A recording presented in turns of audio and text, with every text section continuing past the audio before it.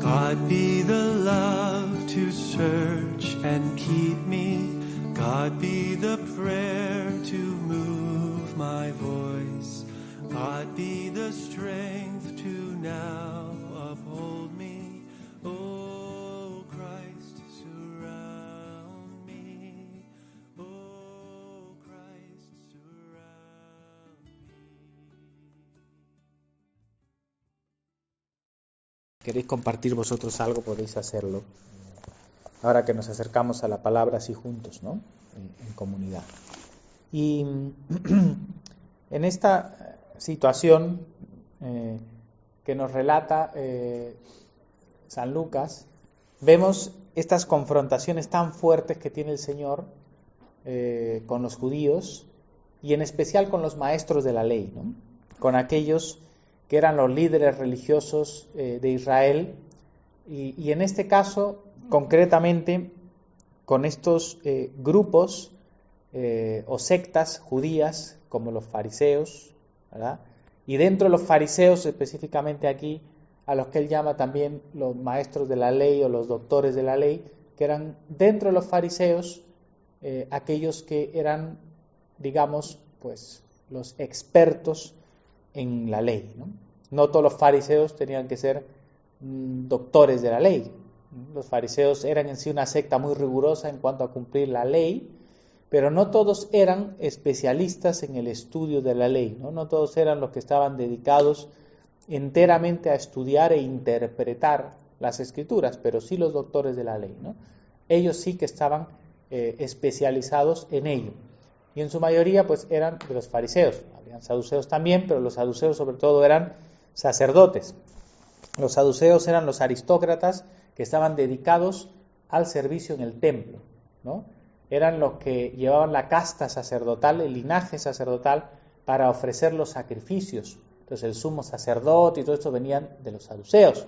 Los fariseos no eran sacerdotes, los fariseos eran realmente laicos, eran parte de los ancianos, digamos, del pueblo, pero no eran sacerdotes, no estaban en el templo ofreciendo sacrificios, pero sí eran muchos de ellos doctores de la ley, o sea, se dedicaban a enseñar, a estudiar y a enseñar la escritura. De hecho, de los fariseos después es de donde vienen los rabinos, ¿no? Los rabinos que ya digamos en el judaísmo posterior, cuando se destruye el templo, el judaísmo rabínico y los rabinos y las sinagogas hoy en día, por ejemplo, los rabinos son la herencia de los fariseos, ¿no?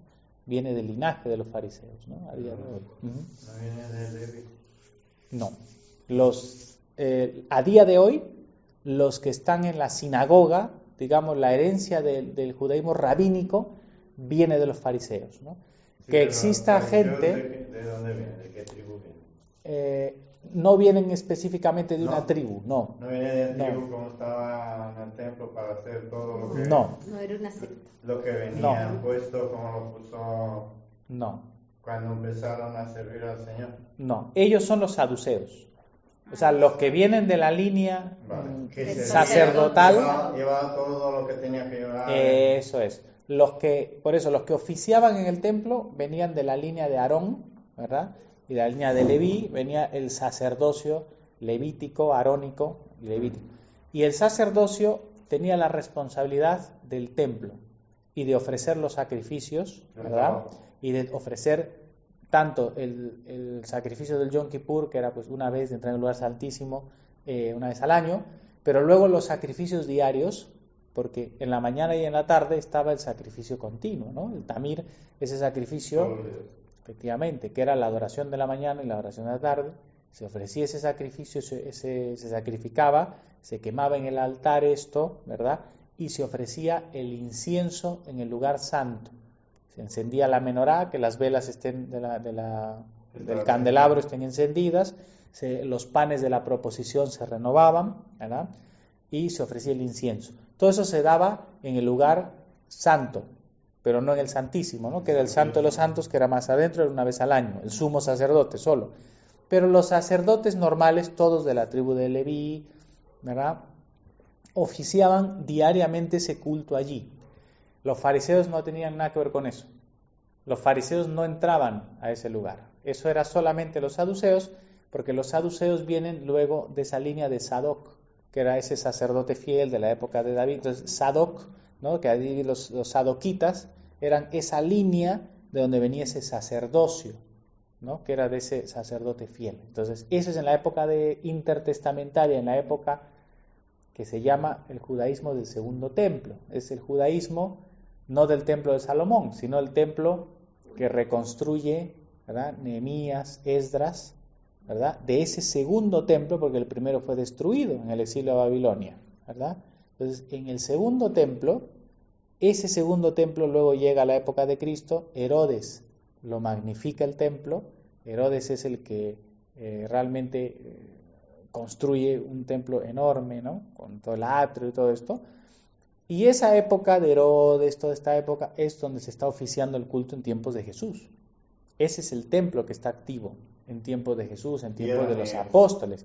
Y eran los saduceos, que esto, claro, en el Antiguo Testamento no lo encuentras en ningún lado, porque esto lo encuentras en la época intertestamentaria. Después de O sea, Salomón. entre los libros, claro, entre los libros de Esdras y Nehemías, que es cuando se reconstruye el templo, hay 400 años hasta el tiempo de Jesús. Esos 400 años está en los libros deuterocanónicos. Por eso es que las Biblias antiguamente, nuestras Biblias protestantes, tenían esos libros que hablan de ese tiempo.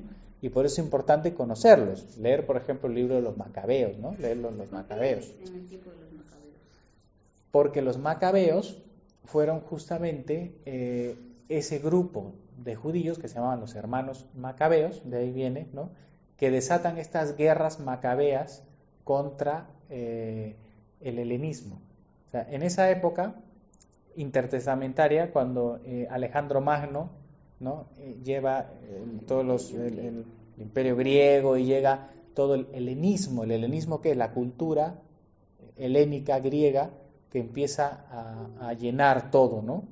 Todo. Entonces, ¿qué ocurre? Los judíos que estaban en Jerusalén, pero también los de la dispersión, Alejandría y todo esto, muchos de los judíos empezaron culturalmente a helenizarse, es decir, a mezclarse con la cultura griega. Y ahí, ¿qué ocurre? Muchas de esas cosas fueron positivas porque la cultura griega y el idioma griego y muchas cosas del griego, obviamente Dios lo ha utilizado, por ejemplo, para el Nuevo Testamento, para muchos conceptos de la fe cristiana. Por ejemplo, Cristo, el Logos del Padre, es un concepto de la filosofía griega, pero que el Señor muestra que se estaba revelando también a Cristo a través de estas cosas, ¿no? Bueno, hay cosas de la helenización que han sido buenas, digamos, pero en esa época llegó uno de estos, en todas esas historias, Antíoco Epífanes, que fue uno de los gobernadores, digamos, helenistas, que quiso ir totalmente en contra de la religión judía y quiso helenizar totalmente todo. Y para eso hizo mucho de lo que habla el profeta Daniel. Profanó el templo, sacrificó un cerdo en el lugar santísimo, ¿verdad?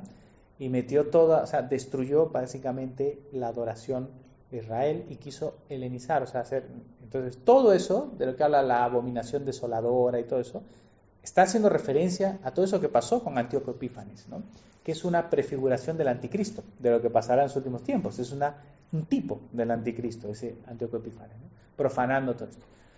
Y ahí, cuando estaba ocurriendo todo ese proceso, ahí hay una rebelión de los judíos que se llaman los Macabeos, que eran unos hermanos que eran los Macabeos. Y estos eran 4 hermanos, y de eso hablan estos libros. Es la historia de los hermanos de estos Macabeos y la lucha que tienen contra contra Antíoco Epífanes, todos los helenistas, para recuperar, digamos, la pureza del templo, recuperar, evitar que se vaya tras la idolatría, todo esto, ¿no? Y estaban en contra de esa helenización de los judíos, ¿no? De hecho, es curioso, en ese libro, por ejemplo, habla de cómo es que, curioso, ¿no?, de cómo algunos de los sacerdotes judíos o de los judíos iban a los gimnasios griegos, ¿no? Y lo muestra pues como una cosa totalmente pagana. Fíjate la actualidad que puede tener esto hoy, ¿no? Porque ya los griegos eran los que trajeron los gimnasios y todas estas ideas de las olimpiadas, pero era un culto al cuerpo. Y hoy en día es lo que hay. Hoy en día estamos volviendo a toda esa misma idolatría y paganismo de los griegos, de los romanos. Estamos volviendo a la brutalidad de Roma en un mundo que se aleja de Cristo y que rechaza a Cristo. Pues en esa época ya todo eso estaba. Entonces no es nada nuevo, ¿no? Se daba. Pero bueno, entonces estas guerras de los macabeos se dan para eso, y las guerras de los macabeos terminan en que realmente recuperan un reinado. Recuperan un reino judío, que son los asmoneos, ¿no? Y eso, claro, esos reyes de los asmoneos eran los reyes judíos, que establecieron un reinado judío, que vencieron, digamos, y estaban allí. Duró poco, porque vino el Imperio Romano y les dio, ¿no? Los reventó. Y los asmoneos se acabaron, y de todo esto de los asmoneos lo que quedó fue Herodes.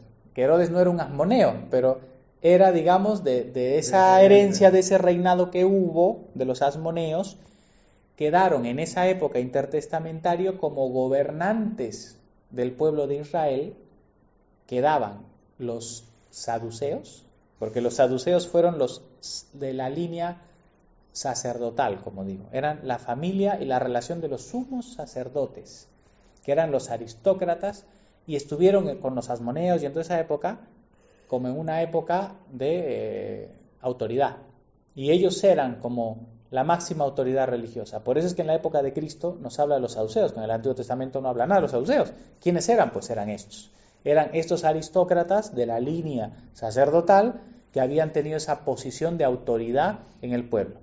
Y en esa misma época se forma la idea del Sanedrín, que no existía antes. El Sanedrín, estos ancianos, que incluía a los sumos sacerdotes y también a los ancianos del pueblo, que eran los principales de las tribus, digamos, de la familia de Israel, y dentro de ellos los fariseos, ¿no? Que ya empezaron a ganar fuerza la secta de los fariseos, que era una secta muy purista, ¿no? Muy de cumplir la ley, y que todo esto estaba muy ligado a la sinagoga, que también es algo que surge en la época del exilio. En el Antiguo Testamento no habla de sinagoga, ¿no? Es algo que surge en el exilio de Babilonia, porque se quedan sin templo. Y como se quedan sin templo, se reúnen solamente alrededor de la palabra. Es decir, sustituyen el sacrificio, que era el corazón de la liturgia y de la adoración judía, el templo, ¿no? Y en el templo, como dices tú en el Antiguo Testamento, se ve que en el templo también se oraba y en el templo también se instruía. Los sacerdotes también tenían la responsabilidad de enseñar la ley. Pero en la época de Babilonia, cuando el templo desaparece, el pueblo empieza a reunirse alrededor de la palabra, en torno a la palabra, porque no hay sacrificio. Entonces ahora el pueblo ofrece a Dios las alabanzas alrededor de la palabra. Y ahí se origina la sinagoga, ahí se origina el tema de los fariseos y los doctores de la ley, justamente aquellos que son estudiosos de la ley, se origina ahí. Pues un poquito para ver cómo se desarrolla todo esto, ¿no? Luego todo esto llega a la época cristiana, a la época de Cristo. En la época de Cristo ya están las dos cosas. En la época de Cristo ya nos encontramos en el Nuevo Testamento el templo, que se ha reconstruido, que Herodes lo ha potenciado y se ha reavivado otra vez el culto sacrificial, y está la sinagoga. Es decir, no se deja la sinagoga, sino que están los dos lugares. El lugar principal de adoración es el templo, porque allí se ofrece el sacrificio y se ora, ¿no? Por eso Jesús dice, mi casa es casa de oración, lo que hablábamos antes, ¿no? El templo es donde se ofrece el sacrificio diario, la adoración, la oración. Y en la sinagoga es el lugar donde el centro es la palabra. Es donde el pueblo se reúne para ser instruido, también para orar y también para adorar a Dios, pero para ser instruido en la palabra, donde se lee la ley. Y por eso vemos a Jesús en la sinagoga. Vemos a Jesús empezar su ministerio en la sinagoga, leyendo, ¿verdad? Se leía la Torá. Por eso es que luego la Iglesia adopta esto, ¿no? Es decir, en la sinagoga se leía la ley, el Pentateuco, ¿no? Y luego se leía también los profetas. Pero la lectura principal era la ley, era la Torá, los 5 primeros libros. De ahí era la lectura principal, ¿no? Luego la Iglesia cristiana adopta esto. Por eso en el culto cristiano se hace más de una lectura. Se lee el Antiguo Testamento, se leen las cartas de los apóstoles, pero la lectura central es el Evangelio. Los 4 evangelios pasan a ser a la iglesia lo que a los judíos era la Torá, ¿no? Y se hace la lectura. Y se cantan antifonalmente los salmos como lo hacían en las sinagogas y en el templo, los judíos, ¿no? Y los levitas, ¿no? Que eran los que cantaban. Entonces, esa liturgia cristiana, digamos, se hereda del judío, ¿no? Del judaísmo. Ahora, ¿qué pasa con la iglesia? Que esto es lo curioso, ya que nos hemos metido en este berenjenal de hablar de este tema, ¿no? ¿Qué ocurre? Es interesante, pero así es como entendemos también de dónde proviene en la iglesia el culto cristiano, ¿no? La iglesia surge cuando el pueblo tiene estos 2 lugares, el templo y la sinagoga. Y el evangelio va avanzando a través de las sinagogas. Vemos a Jesús en la sinagoga, vemos al apóstol Pablo viajando y en cada lugar donde va está en la sinagoga, constantemente en la sinagoga llevando el evangelio, y de allí se va formando la iglesia que sale de la sinagoga, salen y empiezan a reunirse. Pero la iglesia primitiva, y sobre todo la iglesia que proviene de los judíos, nunca abandona el templo. Eso es algo que lo vemos en Hechos de los Apóstoles, constantemente. Siempre vemos al mismo Pedro, a Juan, que suben al templo a la oración, suben al templo a las oraciones. Vemos a Pablo, que viaja, incluso en sus viajes de misiones, es necesario que vaya yo a Jerusalén a la fiesta, a tal. Siguen frecuentando todavía, su relación al templo es constante, porque el judío tiene muy metido en su mente, en su corazón, que el lugar central de la adoración está ligado al templo. Pero ahora está la realidad de Cristo, y está la realidad de su sacrificio, y está la realidad de su sumo sacerdocio. Por eso está el libro de Hebreos. Y ahí se ve cómo la iglesia va caminando en un entendimiento de esto. Y de pronto, ¿qué ocurre? La promesa que había dado el Señor, la profecía que había dado el Señor. Cuando los judíos se admiraron, sus propios discípulos, mira estas paredes y esto es el templo, ¿no? ¿Qué les dice el Señor? Os digo que no quedará piedra sobre piedra. El Señor da una profecía de que ese templo físico material se iba a destruir. Y lo mismo le dice a la mujer, a la samaritana, ¿no? Que vosotros adoráis aquí en Samaria, en Gerizim, nosotros los judíos, dicen, los judíos están en lo correcto, este es el lugar de adoración, pero, ¿no? Viene la hora en la que se adorará al Señor en espíritu y en verdad, ¿eh? Y se está refiriendo obviamente el Señor a que viene un tiempo en la iglesia en la que ese templo material de Jerusalén, que era un lugar físico concreto donde todos iban, porque había un solo sacrificio que se ofrecía en ese lugar y todos viajaban hacia ese lugar, ¿verdad? Y ahí ofrecían el sacrificio. Pero luego la iglesia, cuando se destruye el templo, marca la diferencia, porque claro, los judíos todavía estaban vinculados al templo, pero se destruye el templo y ya no hay templo. Y cuando, claro, cuando en el año 70 ocurre eso, el pueblo primero, y esto lo cuenta Eusebio de Cesarea, que es un de los historiadores, el primer historiador de la iglesia, ¿no?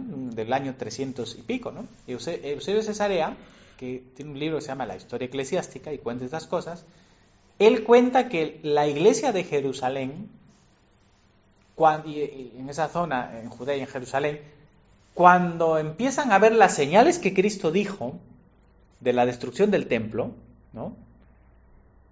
Le hicieron caso y huyeron. ¿Qué es lo que les dice el Señor? Salid de allí, no cojáis ni tal, salid. Cuando veáis estas cosas, salid. Hicieron caso a la profecía del Señor y se salvaron. Porque eso fue cuando Tito, el general Tito, que después fue emperador, sitió la ciudad, ¿verdad? Ellos huyeron, se fueron a Pella, que es una zona que está al norte, y allí el cristianismo se empezó a desarrollar allí y la ciudad fue destruida. Hubo un asedio brutal, lo que cuenta Eusebio de Cesarea es tremendo, lo que ocurrió, que hasta se comían vivos, se comían a los hijos, o sea, una cosa brutal lo que fue el asedio y luego la destrucción del templo, porque entraron los romanos y destruyeron y profanaron el templo y destruyeron, y se puede decir que realmente no quedó piedra sobre piedra de lo que quedó, de lo que hicieron con el templo, ¿no? Y ahí quedó, desde ahí no se ha vuelto a reconstruir el templo físico se destruyó, pero en ese momento se cortó el vínculo que los judíos tenían con el templo físico. Y en ese momento se ve que la iglesia, y esto se ve en la historia, entiende ahora la iglesia, y esta lectura de Isaías que hemos hecho tiene mucha relación con esto. La iglesia se entiende ahora como el pueblo de Dios, pleno, separado de la etnia judía, ¿no? Separado del nacionalismo judío. En ese momento recién la iglesia dice, los judíos han quedado, como dice Cristo, se les ha quitado el reino, ¿no? Como dice, el reino os es quitado de vosotros y le es dado a un pueblo que produzca los frutos de él. La iglesia en ese momento lo entiende, y fíjate lo curioso, desde ese día el judaísmo no tiene sacrificios. O sea, desde ese día el sacrificio se acabó para el judío. Desde ese momento el judaísmo se volvió judaísmo rabínico solamente, es decir, sinagoga.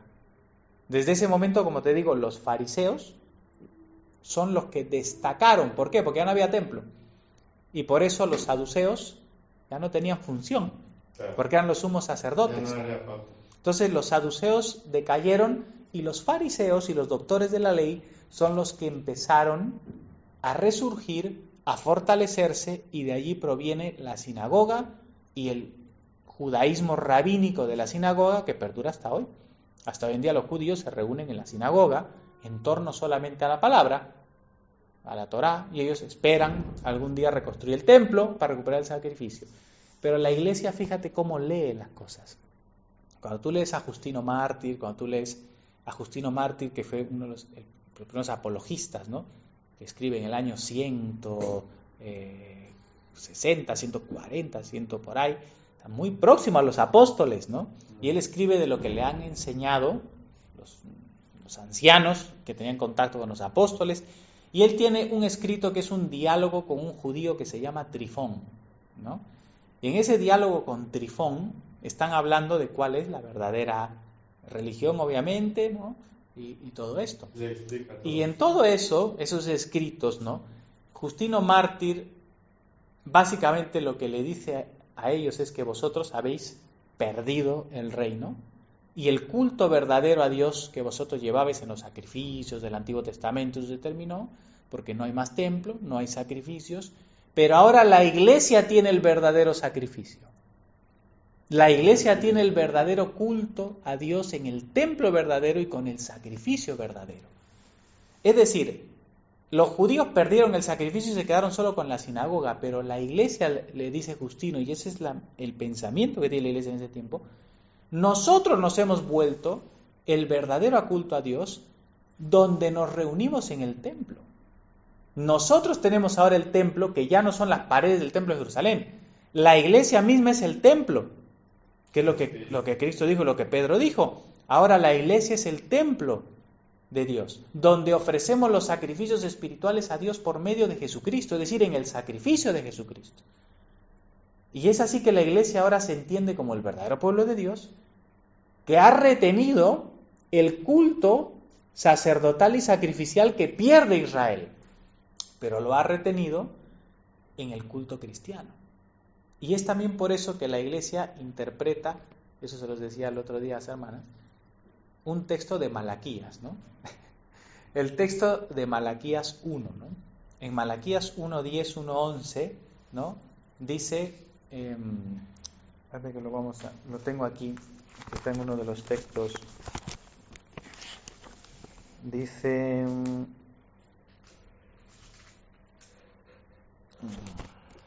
aquí, dice, desde donde nace el sol, Malaquías 1:11, ¿no? Hasta donde se pone, dice, es grande mi nombre entre las naciones, dice el Señor. Y en todo lugar se ofrecerá, dice en muchas versiones porque es el sentido futuro, se ofrecerá a mi nombre incienso, dice, y ofrenda limpia, porque grande es mi nombre entre las naciones, dice el Señor de los ejércitos. Y toda la iglesia primitiva, allí este mismo que os he dicho, ¿no? ¿Qué nombre os he dicho? Justino Mártir y todo. Y la iglesia primitiva interpretó este versículo como que el sacrificio del templo que se había terminado, ese sacrificio se ofrecía en un mismo lugar, siempre, que era el templo físico de Jerusalén. Pero en esta profecía dice que en todo lugar, entre las naciones, en todo lugar se va a ofrecer incienso y ofrenda y un sacrificio limpio. Ya no en un lugar, sino en todo lugar. Y ellos vieron esto como una referencia al culto cristiano, que no se ofrecía en un lugar en el templo de Jerusalén, sino que en todo lugar donde la iglesia se reúne, y realmente lo entendían refiriéndose a la comunión. Porque ellos decían que el pan y el vino, donde tenemos comunión con el cuerpo y la sangre de Cristo, nos unimos al sacrificio que Cristo ha hecho una vez y para siempre. Y ese es el sacrificio que agrada a Dios. Es el sacrificio al que apuntaban todos los sacrificios del templo, apuntaban al sacrificio de Cristo. Entonces, el pensamiento de la iglesia de nosotros mantenemos el culto sacrificial, porque Cristo es sumo sacerdote, Cristo es el Cordero, Cristo es la ofrenda, ¿verdad? Y nos unimos a su sacrificio cada vez que nos reunimos a adorar alrededor del pan y del vino de su sacrificio. Entonces, la iglesia se entiende como ese pueblo sacerdotal que, digamos, recupera todo el sentido de la adoración que perdió Israel. ¿Ves? Entonces, la iglesia se ha entendido en ese sentido, ¿no? Como la que ejerce ahora el sacerdocio como pueblo que Israel perdió. ¿Vale? Entonces, ese sentido, por ejemplo, es profundo, porque te hace entender la iglesia, el culto cristiano. En el culto, ¿qué tenemos, no? ¿O qué deberíamos tener siempre? Cuando se predica la palabra, ¿qué es? De lo que se ve en la época del Señor, la sinagoga, ¿no? La sinagoga representa estar alrededor de la palabra. Y la mesa del Señor representa el templo. El estar como sacerdocio unidos al sacrificio de Cristo, que está siempre presente, al que nos unimos. Entonces la iglesia entiende esto. Y la iglesia en su culto, ¿qué hace? Une la sinagoga y el templo. Las dos. Es decir, recupera esos dos lugares de adoración, los une en el culto cristiano. Y por eso la iglesia siempre ha estado alrededor de la palabra y alrededor de la Eucaristía, que es la acción de gracias, la comunión, el sacrificio de Cristo. Entonces, la iglesia es como decir, somos el pueblo de Dios. Y mantenemos, reunimos esto a lo que el Israel de la carne perdió. ¿Eh? Entonces, eso da un sentido muy profundo a cómo comprendemos el culto cristiano. Y es uno de los motivos por los cuales, a ver si me comprendéis. Eso lo tiene que claro. Alguien. Es por eso. Para que lo entiendan, que mucha gente no. Yo lo he dicho muchas veces y es claro. No saben. No, claro. Por eso. Hay que explicarlo de dónde viene. Ahí va. Exactamente. Porque si lo sabe, lo van a estimar. Ahí va. Exactamente. Es lo que tú estás diciendo. Ahí es donde está el tema. Es triste para mí cuando, por reaccionar de una forma, digamos, pues radical, ¿no? A errores del catolicismo romano o de la ortodoxia, una cosa, ¿no? Es como una respuesta tan extrema que muchas iglesias, pues lo que han hecho es volver a la sinagoga. O empezar de cero. ¿Me entiendes lo que te digo? El culto cristiano lo han vuelto el culto de la sinagoga, solo alrededor de la palabra, y han dejado el aspecto sacerdotal de la comunión, donde te unes al sacerdocio de Cristo en la Eucaristía, en la comunión. Entonces estamos como volviéndonos a ese judaísmo rabínico que perdió la parte del templo, ¿sabes? Y la iglesia nunca pensó eso.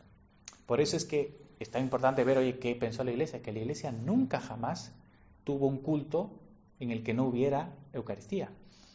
La Eucaristía era el centro del culto realmente, ¿no? Porque era acercarse al sacrificio de Cristo, ¿no? Entonces, eso es muy profundo. Y como tú dices, ¿no? Es algo que se desconoce, porque mucha gente no reflexiona en eso, Pero tú date cuenta una cosa. Es algo que el mismo apóstol Pablo ya nos lo dice. Si tú miras Corintios 10, por ejemplo, mira, en Corintios 10 hay una referencia en la que a veces no caemos mucho, ¿no? Pero Primera Corintios 10. Primera Corintios 10. Perdonadme que me haya enrollado. No. Perdonadme. Son cosas, yo tengo razón por no dormir. Perdonadme, yo sé que tenéis permiso a dormiros, pero no caigáis por la ventana como pasó. ¿Vale? Eso Más es. abajo no vamos. Eso es. ¿Vale? Bueno, Primero fijaos, capítulo. primera del capítulo 10, ¿no? Primero capítulo. O sea, primera de Corintios 10. 10. Eso es. Bueno, aquí Pablo está dando exhortaciones acerca de la idolatría. El contexto es ¿por qué? Porque muchos de los corintios todavía estaban coqueteando con los cultos paganos.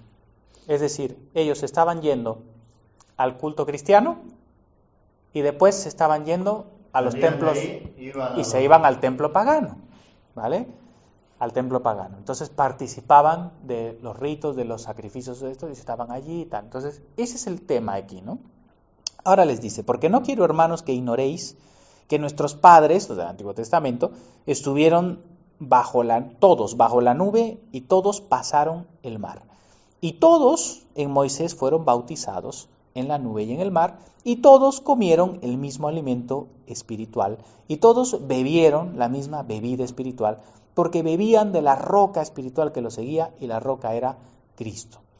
Pablo les está diciendo, mira, desde el Antiguo Testamento, que ya Cristo estaba prefigurado, el pueblo cuando salió de Egipto fue bautizado. Es decir, ese pueblo tuvo un bautismo y ese bautismo fue en el mar, en la nube y en el mar, el bautismo del agua y el espíritu, ¿no? Entonces pasaron por el bautismo, ellos fueron bautizados y no solo bautizados, sino que también participaron de la comunión. Ellos también fueron alimentados de Cristo en la comunión. ¿Cómo así? Porque comieron el mismo alimento espiritual, dice, y bebieron la misma bebida espiritual. Está hablando, obviamente, es una referencia igual a la Santa Comunión, ¿no? Al pan, el vino. Ellos participaron. ¿Quién era esa roca? Dice Cristo. O sea, se alimentaron de Cristo mismo. Dice, ellos ya en el Antiguo Testamento, ¿verdad? Versículo 5. Pero de los más de ellos, o sea, de la mayoría, no se agradó Dios, por lo cual quedaron postrados en el desierto. ¿Qué les está diciendo? Oye, en el Antiguo Testamento estos fueron bautizados. Y no solo fueron bautizados, sino que también participaron de Cristo en la Santa Comunión, en la Santa Cena. Y aún así, muchos de ellos, está diciendo, quedaron postrados en el desierto. Es decir, no llegaron al final de su carrera. ¿Por qué les está diciendo esto? Que no se confíen. Para que ellos no se fíen, les está diciendo, vosotros habéis sido bautizados, estáis participando de la Eucaristía también. Cuidado, eso no significa que Dios nos va a desaprobar si es que pecáis y caéis en la idolatría. Eso es lo que les está diciendo, ¿verdad? No a la iglesia. Exactamente, porque se lo está diciendo aquí a la iglesia, ¿verdad? Y ahora les dice, por eso, versículo 6, mas estas cosas, les dice, sucedieron como ejemplos para nosotros, para que no codiciemos cosas malas como ellos codiciaron, ¿verdad? Que se pudieron codiciar las codornices, todas las cosas que tenían en Egipto, a anhelar lo que tenían atrás, ¿verdad? Y eso es lo que le está diciendo, dejar de anhelar, oye, los sacrificios, todas las cosas que tenías de atrás, la idolatría, dejar de anhelar estas cosas, ¿verdad? Le dice, ni seáis idólatras, como algunos de ellos, según está escrito, se sentó el pueblo a comer y a beber y se levantó a jugar. Esto fue cuando hicieron el becerro, ¿no? Y se levantaron a comer y a beber, se levantaron el becerro, adorando el becerro, y ahí dijeron, este es Yahvé que te ha sacado de Egipto. O sea, le hicieron una figura y empezaron a adorar la figura diciendo que era Yahvé, ese becerro era Yahvé que los había salvado, ¿no? Entonces, ahí estamos viendo. Ahí erraron el pecado. Exactamente.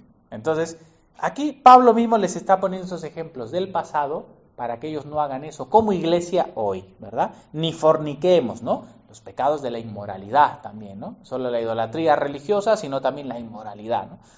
ni forniquemos como algunos de ellos fornicaron y cayeron en un día 23,000, ni tentemos al Señor como también algunos le tentaron y perecieron por las serpientes, ¿no? Cuando le tentaron igual, ¿verdad? Y mandó las serpientes que les mordían y toda esta historia que también la sabemos, ¿verdad? Ni murmuréis como algunos de ellos murmuraron, que estuvieron hablando de Aarón, de Moisés, ¿verdad? Y le vino la lepra a María y todas estas cosas, ¿no? Qué mal pecado. Exactamente. Y perecieron por el destructor, ¿verdad? Y otra vez repite, y estas cosas, dice, les acontecieron como ejemplo, y la palabra es tipos, ¿no? En griego, es como un tipos, una figura, y están escritas para amonestarnos a nosotros, otra vez, o sea, lo que les pasó a ellos en su experiencia, están escritas para que la iglesia reflexione y diga, oye, yo estoy bautizado, estoy participando incluso de Cristo aquí en la comunión, pero eso no me da la garantía de que, oye, si yo me voy en estas cosas, de que Dios me va a aprobar, ¿verdad? Entonces, han escritas para amonestarnos a nosotros, a quienes han alcanzado los fines de los siglos, es decir, a los que hemos llegado al tiempo de la manifestación de Cristo, que nosotros estamos, ¿verdad? Ahora, fijaos, versículo 12 les dice, así que el que piensa estar firme, mire que no caiga. Y eso nos lo dice a todos, ¿verdad? Nos lo dice a todos. Y ahora va a empezar a decir cositas de esto. Dice, no os ha sobrevenido ninguna tentación que no sea humana, pero fiel es Dios que no os dejará ser tentados más de lo que podéis resistir, sino que dará también juntamente con la tentación la salida para que podáis soportar. Por tanto, amados míos, huid, dice, ¿de qué? De la idolatría. Ahora se va a centrar Pablo en la idolatría, aquí, ¿vale? Porque como digo, en el contexto, que Corinto tenía muchos problemas, morales también, pero en este caso está hablando del problema concreto de la idolatría. Y la idolatría, ya he dicho, ¿no? Que ellos salían del culto cristiano y se iban metiendo a los cultos paganos a participar. ¿Y por qué quiero enfocarme en esto? Porque ahora que leamos lo que Pablo dice a continuación, vamos a comprender cuál es la teología del mismo Pablo acerca de lo que es la Santa Comunión y de lo que ocurre en la Santa Comunión, y porque lo va a comparar con los cultos paganos. Vamos a verlo. Él empieza así: por tanto, amados míos, huid de la idolatría. Y ahora, como a sensatos os hablo, juzgad vosotros lo que digo. Os estoy hablando como a sensatos, dice, que entendéis. Ahora, juzgad lo que os voy a decir, dice Pablo. Juzgad vosotros lo que os voy a decir. La copa de bendición que bendecimos no es la comunión de la sangre de Cristo. El pan que partimos no es la comunión del cuerpo de Cristo. Bien, ¿qué les está diciendo? Obviamente se refiere a la Santa Cena, ¿no? Se refiere a la comunión. La copa de bendición, que así se llamaba además la copa, la tercera copa que se bendecía en la Pascua, se llamaba la copa de la bendición. Ese era su nombre. Y aquí está haciendo referencia a San Pablo a que la copa de la Eucaristía, de la comunión, está reflejada en la tercera copa que se bendecía en la Pascua. Porque esa es la copa en la que se pronunciaba una bendición, por eso se llama la copa de la bendición. Era una copa sobre la cual se pronunciaba una bendición, una veracá, que eran las bendiciones que hacían los judíos en sus liturgias de las cenas. Y sobre esa copa se pronunciaba una bendición especial, que el Señor Jesús la pronunció en la liturgia de la Pascua como era normal. Y esa es la copa de la bendición, y es una copa sobre la que se pronuncia una bendición, dice San Pablo, ¿no? Ahora dice, esa copa no es la comunión, y ahí está haciendo una pregunta, ¿verdad? Y esa pregunta, ¿qué significa? No es una pregunta para que ellos digan una respuesta, sino que es una pregunta en la que te está diciendo que eso es, ¿no? Te está diciendo, esta copa ¿no es acaso la comunión de la sangre de Cristo? Es lo que está diciendo San Pablo, literalmente, ¿verdad? Comunión, ¿qué significa? Koinonía es la palabra, es la participación, eso significa esa palabra. Aquí San Pablo está diciendo que la comunión, la participación de esa copa es la participación de la sangre de Cristo.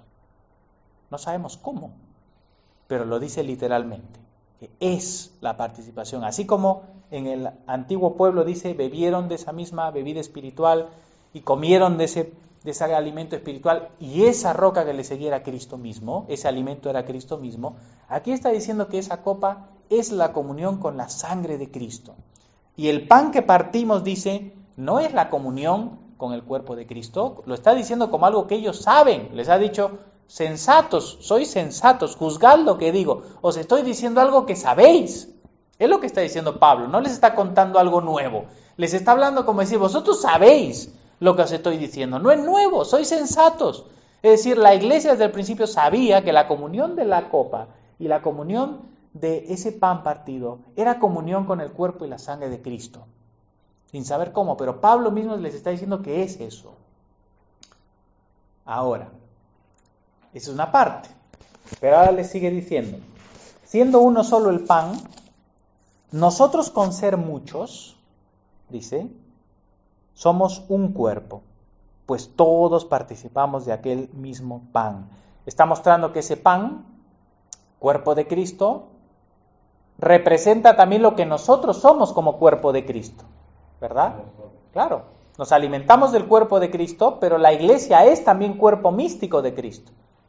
Como un pan, ¿verdad? Partido, con muchos trocitos, muchos miembros, pero somos unidos en ese mismo pan, ¿verdad? Por eso participamos de un pan, ¿eh? Ahora, y aquí es lo que quiero también que veáis. Dice, mirad, ¿a quién dice? A Israel según la carne. ¿Eso qué significa? Israel según la carne se está refiriendo a los judíos. A los judíos les está llamando Israel según la carne.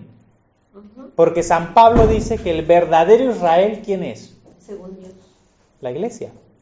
San Pablo dice en Gálatas, el Israel de Dios. ¿Y a quién se está refiriendo? A la iglesia. O sea, San Pablo llama a la iglesia Israel de Dios. O el Israel según el Espíritu. Pero el Israel según la carne, por eso es que Pablo, claro, es el antiguo pacto, el pueblo judío les está llamando el Israel según la carne, el Israel que no recibió a Cristo, el Israel que perdió el reino, que perdió la categoría de pueblo de Dios, y que ahora lo tiene la iglesia, por eso ellos son el Israel según la carne. Entonces Pablo aquí va a empezar a comparar lo que hace la iglesia en la Santa Cena, por eso es que aquí ha estado diciendo, el pan que partimos no es la comunión con la copa que bendecimos, no es la comunión con la sangre. Está refiriéndose a qué? Al culto cristiano. Está hablando a lo que ocurre en el culto cristiano. Y ahora lo va a comparar con lo que ocurre en el culto judío y en el culto pagano. Eso es lo que está haciendo Pablo. Está haciendo una comparación de lo que ocurre en la Eucaristía cristiana, en el culto cristiano, que tienen los cristianos, y lo que ocurre en el culto judío, ya sin Cristo, y en el culto pagano. Eso es lo que está comparando. Y ahora les dice, mirad a Israel según la carne, los que comen de los sacrificios, ¿no son partícipes del altar? ¿Qué está diciendo? Que los judíos que ofician el culto, ¿dónde lo hacen? En el templo. ¿Dónde ofrecen el sacrificio? En el templo. Quiero que os deis cuenta que Pablo está comparando el culto cristiano con esto. Por lo tanto, está poniendo el culto cristiano en un sentido sacrificial también. ¿Me comprendéis? Está diciendo como los judíos comen del altar, lo mismo está diciendo él del culto cristiano. Cuando nosotros comemos ese pan, bebemos esa copa, también está diciendo que nosotros estamos participando del altar. Estamos participando de una mesa, de una comida sacrificial. La Pascua es una comida sacrificial. La cena que el Señor tuvo con los 12, ¿de dónde vino esa comida? El sacrificio de la Pascua, ¿no? Se sacrificaba el cordero, pero ahí no terminaba. Ese sacrificio se comía. Y eso es lo que es la Pascua, era comer el sacrificio. Por eso es que Pablo está conectando en la teología que la mesa que tiene la iglesia es una comida sacrificial. Es esa comida pascual donde se come el cordero que ha sido sacrificado. Es una comida sacrificial. Es el participar de la comunión con ese cordero sacrificado. ¿Comprendes? Entonces, es un ejercicio sacerdotal de la iglesia, donde así como los sacerdotes de Israel comían, ahora el pueblo de Dios sacerdotalmente come del cordero. Eso es, claro, eso es lo que está diciendo aquí Pablo. Lo está comparando con esto. Ahora, ¿qué más les dice? Ahora habla de los paganos, ¿no? Ahora hablando de los paganos, dice, ¿qué digo pues? ¿Que el ídolo es algo? ¿O que sea algo lo que se sacrifica a los ídolos? Porque ahora está hablando del culto pagano. Es que los cultos paganos, en la época de Pablo, en la época del Señor, todos los cultos paganos eran sacrificiales. Ofrecían sacrificios, todos. La religión de Roma estaba llena de sacrificios, todo el tiempo ofrecían los sacrificios. Por eso es que Pablo habla de la comida sacrificada a los ídolos, la carne sacrificada a los ídolos, porque todo eso se sacrificaban los animales y luego se vendía esa carne en los mercados. Y Pablo prohíbe que la iglesia participe de esa carne en el contexto de los ritos, porque estás participando, y es lo que les va a decir ahora aquí, ¿no?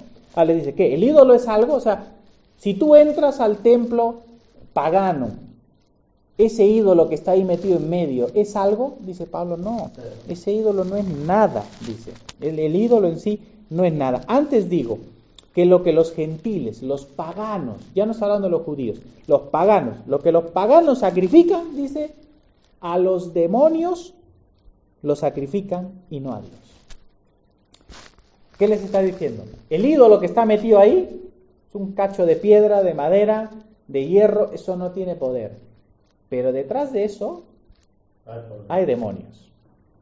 Los que manipulan ese culto son demonios. Esa figura no tiene poder.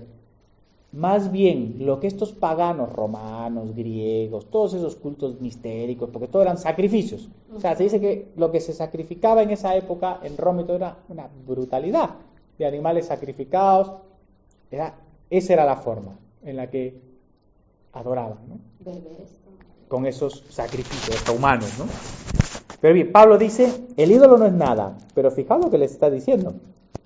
Lo que sacrifican los gentiles, o sea, los paganos, a los demonios lo sacrifican y no a Dios.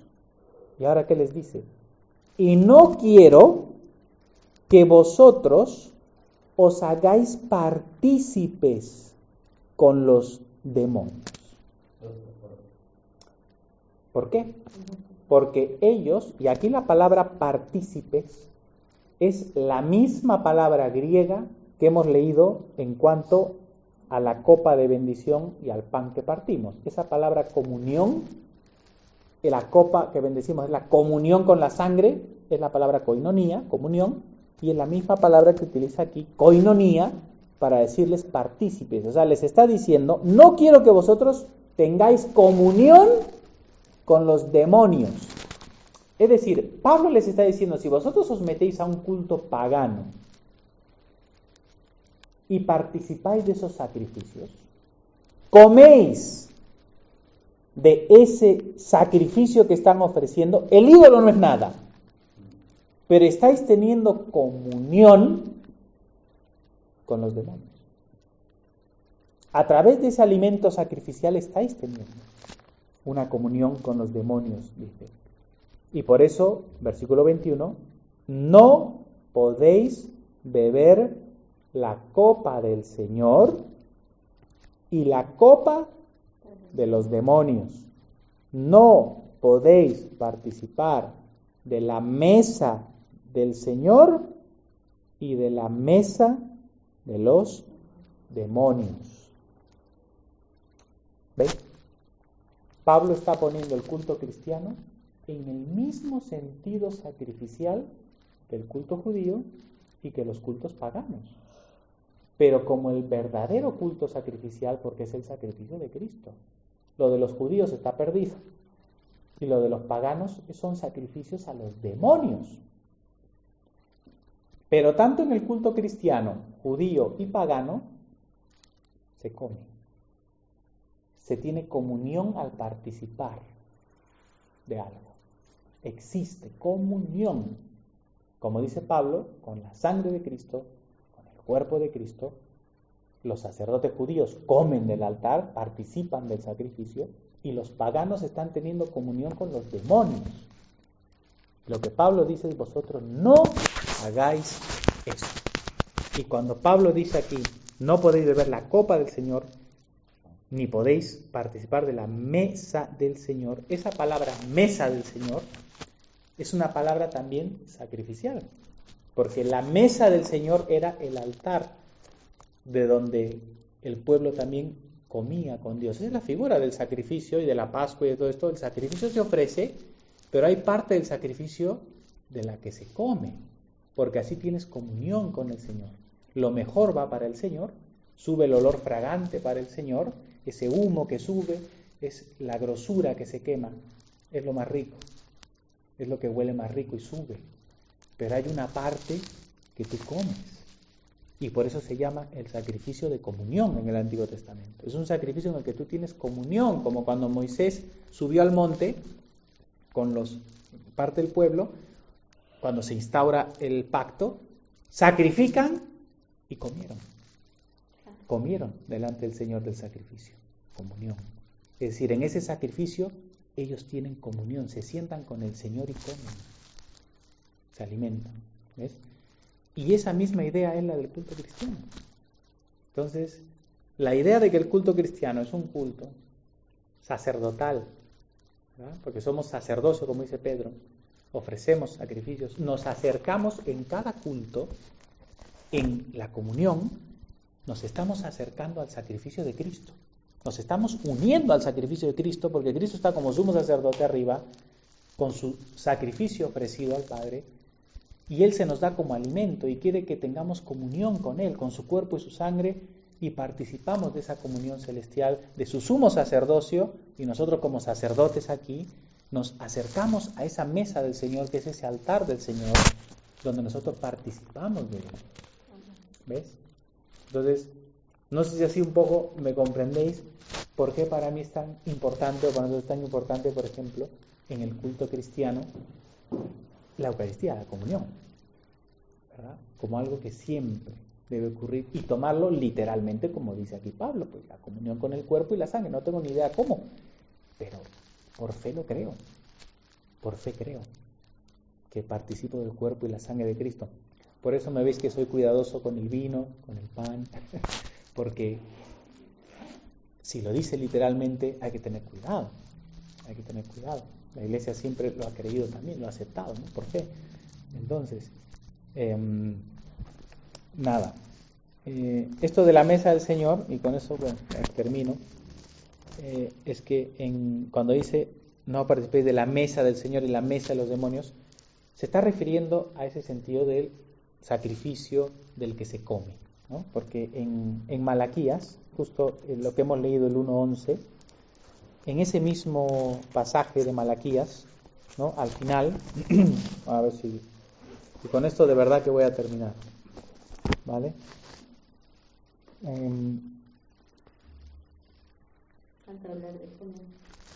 Sí. ¿De qué era la pregunta?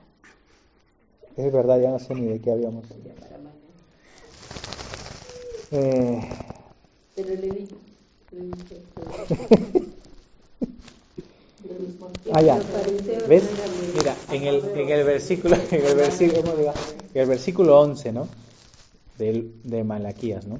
1:11 dice: porque desde donde nace el sol hasta donde se pone, es grande mi nombre entre las naciones, y en todo lugar se ofrecerá a mi nombre incienso y ofrenda limpia. Curioso, esta palabra ofrenda que se traduce en nuestras Biblias es, en el Antiguo Testamento habían varios tipos de sacrificios, ofrendas que se ofrecían en el sacrificio, y esta palabra se refiere a la ofrenda de cereal, es no la ofrenda animal, sino la ofrenda de cereal. ¿Que cómo se ofrecía? Como una torta, como un pan, ¿verdad? Y aquí está, es una profecía. Por eso es que la Iglesia tomó esta profecía para referirse a la Santa Comunión. Y decía, Malaquías estaba hablando de la Santa Comunión, de que antes el sacrificio se ofrecía en un templo nada más, y ahora en todo lugar donde esté la Iglesia y es templo, le ofrecemos al Señor el pan y el vino. Y estamos participando de ese sumo sacrificio de Cristo. Eso entendía la Iglesia.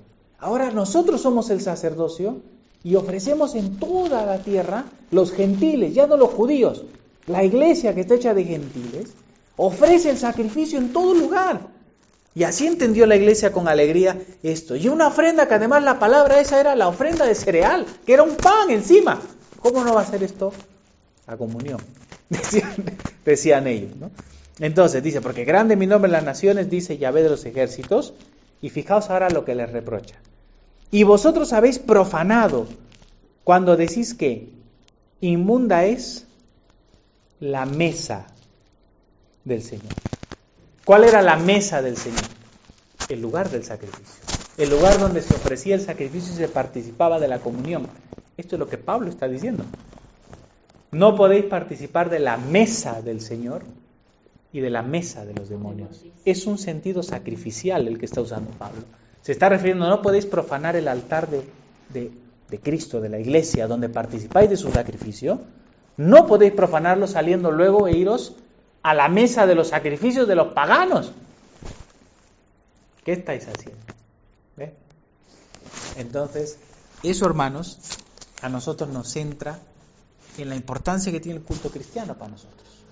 La importancia que debe tener, como bien has dicho tú antes, Claudio, que los cristianos debemos conocer que nuestro culto está rico y completo cuando estamos alrededor de la palabra.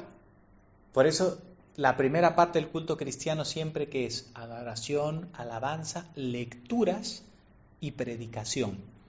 Y todo eso es la sinagoga. Pero luego está el templo. Acabamos la sinagoga y entramos a la parte central de la adoración, porque ¿cuál es la adoración más grande? Cuando nosotros cantamos, ¿cuál es el acto de adoración más grande y más sublime? La adoración más gloriosa y lo más supremo que Dios ha recibido. El sacrificio de Cristo, ¿verdad? Por eso es que el momento más sagrado de la adoración no es cuando cantamos al principio. Es cuando nos unimos al sacrificio de Cristo, que es el sacrificio que ha agradado y ha satisfecho totalmente al Padre. Y es en ese momento donde nos unimos en el corazón del Evangelio, en su cuerpo y su sangre entregado por nosotros, en su sacrificio ofrecido, y nos unimos a Él y decimos, Señor, recíbenos y recibe nuestra adoración por nuestro sumo sacerdote y alimentanos de Él. Sinagoga y templo en el culto, ¿verdad? Y es precioso. Y habiendo dicho esto, no seamos como los fariseos que hemos leído ahí en Lucas, llenos de hipocresía, porque eso fue lo que le pasó al pueblo de Israel y que también le ha pasado a la iglesia a lo largo de los tiempos, que se ha vuelto una iglesia puramente ritualista, exterior, con un corazón hipócrita.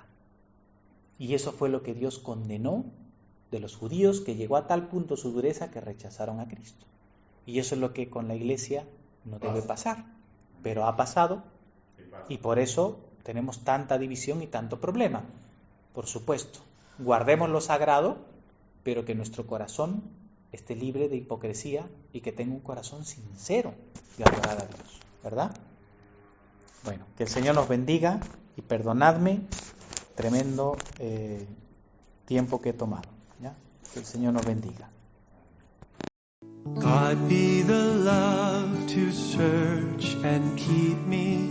God be the prayer to move my voice. God be the strength